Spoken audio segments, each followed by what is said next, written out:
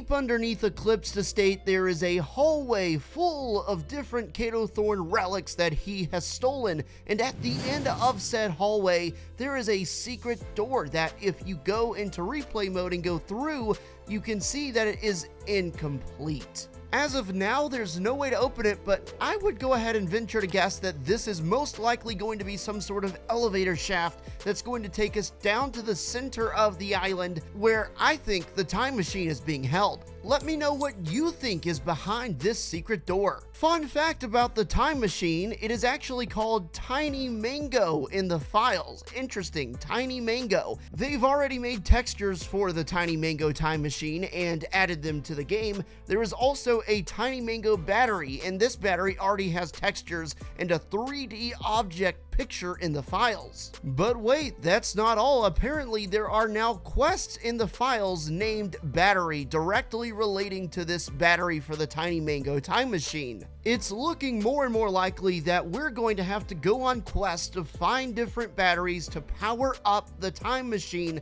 so we can use it, and that would connect with what Fortnite literally displays when you log in for Last Resort. The fate of the island is at stake and thievery is the last resort. Steal back treasure from Vampire Kato Thorn's fancy estates and return what belongs to the island to thwart Thorn's ultimate plan. The interesting part there is return what belongs to the island. It says we're going to need to return it in one way or the other, whether or not that means we are traveling back in time or simply sending it back in time, I don't know. But really the only way we can return the items that have been stolen by Kato Thorn is to activate and use the time machine in some way, and it certainly looks like there's going to be some time machine action this season. Interestingly enough, very randomly, Agent Jones was added back into the Chapter 4 NPC files. In yesterday's video, I mentioned how Kato Thorn has a version of Jonesy locked up in a prison cell somewhere, so that definitely makes sense. Something that I feel a lot of people aren't talking about right now though is the Looper's calendar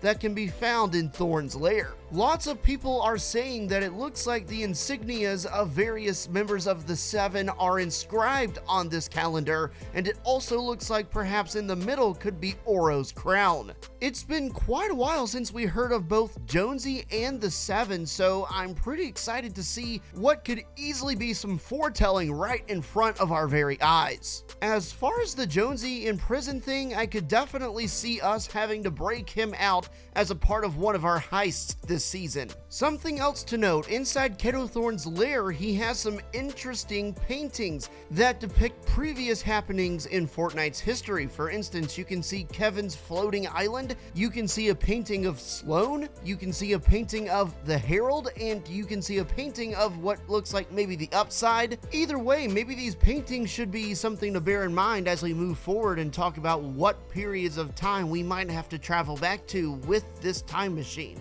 By the way, a lot of those relating to the last reality, just saying. I can't wait to see where this door leads and to hear your theories in the comments below. Make sure to like and subscribe if you're new. Use code DRP in the Fortnite item shop. Comment the word pepperoni if you made it all the way to the end, and we'll see you later.